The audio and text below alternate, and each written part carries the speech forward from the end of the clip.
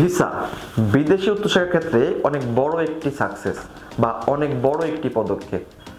বিদেশি উচ্চশিক্ষার ক্ষেত্রে অনেক কান্ট্রি আছে যেখানে খুব সহজে অ্যাডমিশন পাওয়া যায়, বাট ভিসাটা অনেক রিস্কি থাকে বা চান্সেস কম থাকে। অনেক দেশ আছে যেখানে অ্যাডমিশন কঠিন বা অ্যাডমিশন পাওয়া কঠিন, বাট চান্সেস বেশি। তো চায়নাতে যদি আমি চিন্তা করি, চায়নাতে যদি আপনার কিছু কিছু প্রশ্ন বা টেকনিক জানা থাকে, তাহলে মোটামুটি আপনার ভিসা রেশিও 100% বা নিশ্চিত। তো আজকের ভিডিওতে আমি আলোচনা করব যে 3 থেকে 4টি কমন প্রশ্ন জানা থাকলে চায়না ভিসা আপনার জন্য মোটামুটি নিশ্চিত। চায়নাতে মেইনলি যেভাবে কাজগুলো হয় সেটা হলো স্টেপ বাই স্টেপ একটু জানতে হবে। প্রথমে যদি বলি অ্যাপ্লিকেশন, একটা বড় একটা স্টেপ হলো অ্যাপ্লিকেশন করার পরে নির্দিষ্ট ভার্সিটি যদি আপনাকে অ্যাকসেপ্ট করে, দেন ভার্সিটি আপনাকে অ্যাডমিশন লেটার প্রোভাইড করবে এবং এই রেফারেন্সে মিনিস্ট্রি থেকে আপনি একটা অ্যাপ্রুভাল পাবেন, যেটার নাম হলো JW202 বা JW201। এই দুইটা পেপারসের উপরেই দেন স্টেপ আসবে এম্বাসি স্টেজ। লাইক এখন আপনার ভার্সিটির সকল কাজ শেষ, এখন আপনি ভিসা পেলে যেতে পারবেন। এখানে আমাদের শিক্ষার্থীর অনেক রকম ভয় কাজ করে, অনেক প্রবলেম কাজ করে। তো আমাদের জানতে হবে কী কী স্টেপে আমি খুব সহজে ভিসাটা নিতে পারি। কারণ চায়না ভিসা আমরা জানি মোটামুটি নিশ্চিত। যদি আপনি এই 3 থেকে 4টা প্রশ্ন জানা থাকে, তাহলে আপনার ভিসা মোটামুটি কনফার্ম। আমি যদি বলি নিয়ার টু 100% ভিসার চান্সেস। তো প্রশ্নগুলো কী কী এবং স্টেজগুলো কী কী?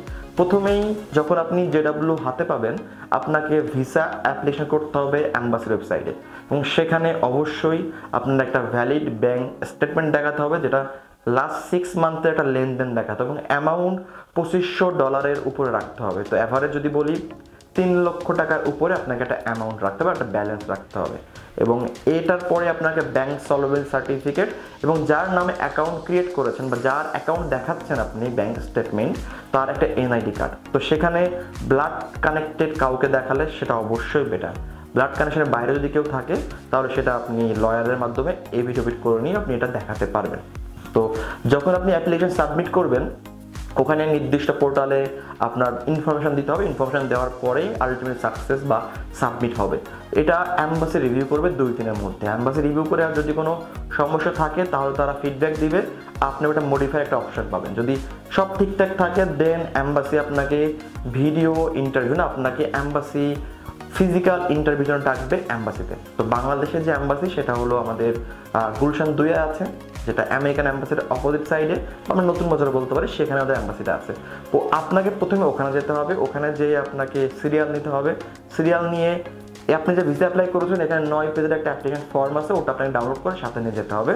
আপনি ঢুকবেন, আপনাকে যে প্রশ্নগুলো করবে এইটা আসলে অনেক বেশি ইম্পর্টেন্ট। সেটা হলো মেইন যেটা করবে সেটা হলো আপনি কোন ইউনিভার্সিটিতে পড়তে যাচ্ছেন, এটা আপনাকে খুব সঠিকভাবে সুন্দরভাবে বলতে হবে। চায়না যেহেতু ভার্সিটির নামগুলো প্রোনাউন্স করা কষ্ট, তো অবশ্যই ইন্টারভিউর আগে দেখে নেবেন আপনার ভার্সিটির সুন্দর স্পেলিং বা প্রোনাউন্সিয়েশন কী, এটা আপনাকে বলতে হবে।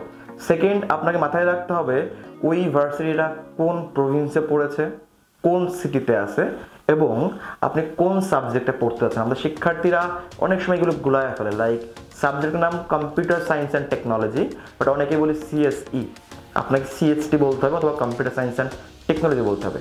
আর কিছু সাবজেক্টের নাম আছে যেমন ইন্টারন্যাশনাল ট্রেড অ্যান্ড ইকোনমিক্স, আমরা অনেকে বলি ইন্টারন্যাশনাল ইকোনমিক্স অ্যান্ড ট্রেড। তো আপনাকে এটা স্পষ্ট দেখতে হবে যে আপনার অ্যাডমিশন লেটারে কীভাবে লেখা আছে, আপনাকে সেইভাবে মুখস্থ করে রেখে ওইভাবে বলতে হবে। দেন আপনাকে জিজ্ঞাসা করবে who is your bank sponsor, আপনার ব্যাংক স্পন্সরকে। তো আপনাকে যে ব্যক্তি ফান্ডিং করেছে, লাইক আপনি যার স্টেটমেন্ট দেখাইছেন, তাকেই অবশ্যই আপনাকে বলতে হবে তার নাম এবং তার সাথে আপনার রিলেশনশিপটা আপনাকে বলতে হবে। সেটা হতে পারে বাবা মা বা যে কোনো রিলেশনশিপ থাকতে পারে, সেটা আপনাকে বলতে হবে। যদি আপনি এই 3 থেকে 4টা প্রশ্ন যদি আপনি সঠিকভাবে ফুললি যদি আপনি দিতে পারেন, তাহলে মোটামুটি আপনার ভিসা 100% নিশ্চিত।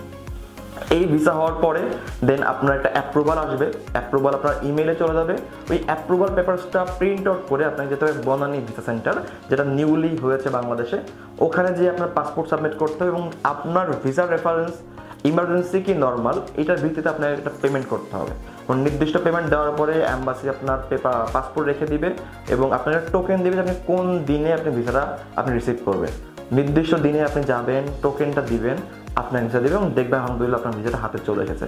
তো এইভাবে আসলে আপনি স্টেপ বাই স্টেপ করতে পারবেন। আমরা আমাদের অফিস থেকে মোটামুটি আমরা প্রতি বছর অনেক বেশি শিক্ষার্থীর ভিসা আমরা করি আলহামদুলিল্লাহ, এবং সকলের মোটামুটি ভিসা হয়।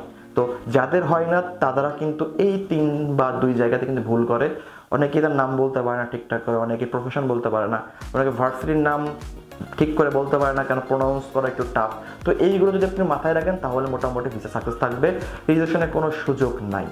আর প্লাস আমরা কীভাবে কাজ করি, আমরা একটা ইন্টারভিউ ট্রেনিং দিই আমাদের শিক্ষার্থী অ্যাম্বাসিতে পাঠানোর আগে 3 থেকে 4 দিন, যার যেমন ট্রেনিং লাগে তাকে আমরা ট্রেনিং দিয়ে যখন আমরা মনে করি ইয়েস সে ক্যাপাবল, তখন তাকে আমরা অ্যাম্বাসিতে পাঠাই। তো যদি আপনি প্রিপারেশন নেন, যদি আপনি মেন্টালি ফিজিক্যালি যদি ঠিকঠাক থাকে, তাহলে আশা করি আপনার উচ্চশিক্ষার ক্ষেত্রে চায়না ভিসা পেতে কোনো রকম বিলম্ব বা কোনো রকম ঝামেলা হবে না।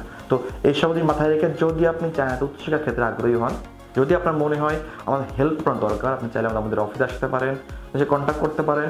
আমরা হোয়াইট ওয়াল কনসালটেন্সি 6 বছর বেশি সময় ধরে চায়না বিভিন্ন ইউনিভার্সিটি স্কলারশিপ নিয়ে কাজ করে আসছি। আশা করি আপনার উচ্চশিক্ষার জার্নি WWC শুভ হবে। ভালো থাকবেন, আসসালামু আলাইকুম।